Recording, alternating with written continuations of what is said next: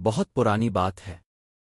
ایک ایسے گاؤں میں جہاں سرخ مٹی پاؤں کو گرما دیتی تھی اور کھجور کے بلند درخت ہوا کے ساتھ سرگوشیاں کرتے تھے، وہاں کوکورو نام کا ایک خاموش تب شکاری کتا رہتا تھا۔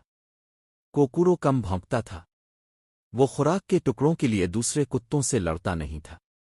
جب باقی کتے اپنے ہی سائے کا پیچھا کرتے اور دھول میں آپس میں الجھتے تو وہ بس خاموشی سے دیکھتا اور یاد رکھتا۔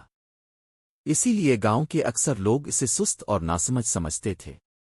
نوجوان شکاری ہنستے ہوئے کہتے، اسے دیکھو، یہ کتا گھورنے کے سوا کچھ نہیں کرتا۔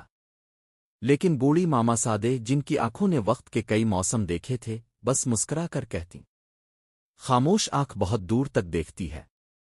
ایک سال سخت خشک سالی آئی۔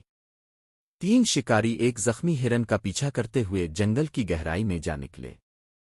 سورج چڑھا پھر ڈھل گیا، مگر وہ واپس نہ آئے۔ اگلی صبح گاؤں میں بے چینی ایسے پھیل گئی جیسے آندھی میں اڑتی دھول۔ سردار نے حکم دیا، انہیں تلاش کرنا ہوگا۔ طاقتور، تیز رفتار اور زور سے بھونکنے والے کتے لائے گئے۔ سب اپنی طاقت دکھا رہے تھے۔ کوکورو ہجوم کے ایک کونے میں خاموش بیٹھا تھا۔ لوگ ہنسے، اس سست کتے کو مت لے جانا، مگر ماما سادے نے ہاتھ اٹھا کر کہا، اس خاموش کتے کو بھی ساتھ جانے دو۔ دل پر پتھر رکھ کر سب مان گئے۔ کوکورو نے ناک زمین سے لگائی اور چلنا شروع کیا۔ نہ بہت تیز، نہ بہت آہستہ، بس ثابت قدمی کے ساتھ۔ وہ اونچی گھاس سے گزرا، خشک ندیوں کو پار کیا، اور ان گھنے درختوں کے بیچ سے نکلا جہاں سورج کی روشنی بھی ہچکچاتی تھی۔ دوسرے کتے جلد بازی میں بار بار راستہ کھو بیٹھتے، مگر کوکورو رکتا، سونگھتا، سوچتا، اور پھر پورے یقین سے قدم بڑھاتا۔ غروب آفتاب تک وہ سب کو ایک تنگ کھائی تک لے آیا۔ نیچے سے مدھم آوازیں آ رہی تھیں۔ لاپتہ شکاری وہاں گرے پڑے تھے، زخمی اور کمزور۔ وہ واپسی کا راستہ بھول چکے تھے۔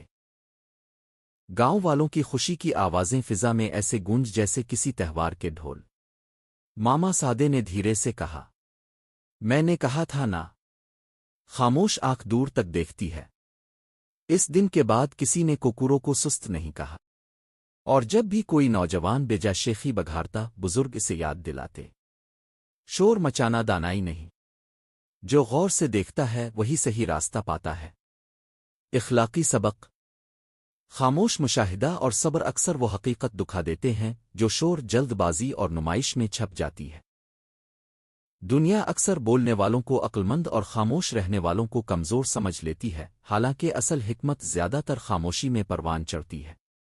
کسی کے ظاہر پر فیصلہ کرنے کے بجائے اس کے عمل، صبر اور گہرے مشاہدے کو دیکھنا چاہیے، کیونکہ پرسکون ذہن ہی مشکل راستوں میں بھی درست سمت پہچان لیتا ہے۔